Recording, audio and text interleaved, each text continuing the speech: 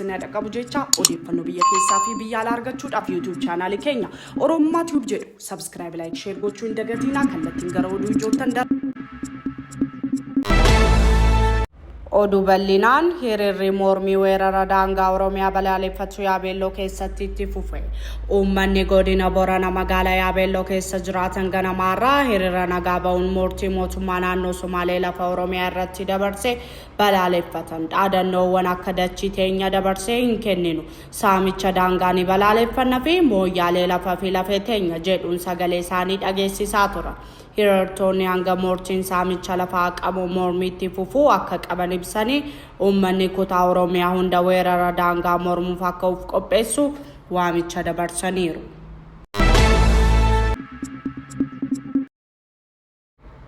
Bidiruun godaantota lammiilee Itiiyoophiyaa 154 fe'ee gara Yemanii malaa ture dilbata dhimdhimee namoonni 68 du'uun 74 ammoo achi buteen isaanii dhabamuu IOM gabaase.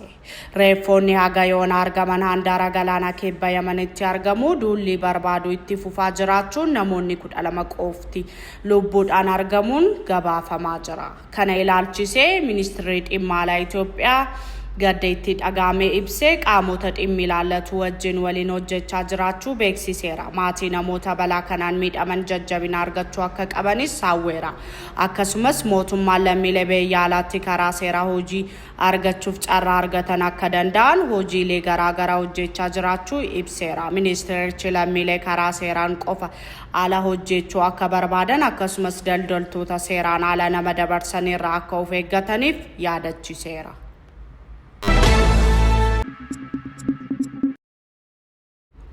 Humnoonni deeggarsa gamtaa Afrikaa fi waraanni mootummaa Somaaliyaa tarkaanfii magaalaa Bareer keessatti fudhataniin hidhattoota Al-Shabaab 50 ol ajjeesan.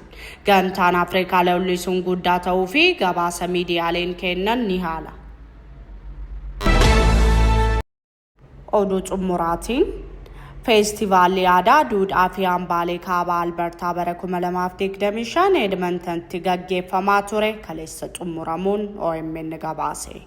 Feestivaalli agarsiisa aadaa duudhaa fi hambaalee kaabaa Albertaa kan bara 2025 magaalaa Edmeentontti hagayya 2 irraa jalqabee hamma hagayya 4tti gaggeeffamaa ture xumurame. Gareen Hawaasa Oromoo feestivaalicha irratti hirmaachaa aadaa eenyummaa seenaa fi duudhaa Oromoo addunyaatti agarsiisuuf qophiilee garaagaraa dhiyeessee ture dinqisifannaa guddaas argachaa ture. Waldaan Hawaasa Oromoo kaabaa Albertaa waggaa waggaan aadaa fi eenyummaa Oromoo beeksisuuf hojii cimaa hojjechaa jiraachuun bara darbee hawaasni Oromoo dorgommii irratti hirmaatee sadarkaa 2ffaa ba'uun badhaafamuun isaas ni yaadatama. Nu dhaggeeffachaa nu waliin waan turtaniif guddaa galatooma isaaniin jecha odeeffannoo biyya keessaa fi biyya alaatiin amma walitti deebinutti nagaan nuuf tura.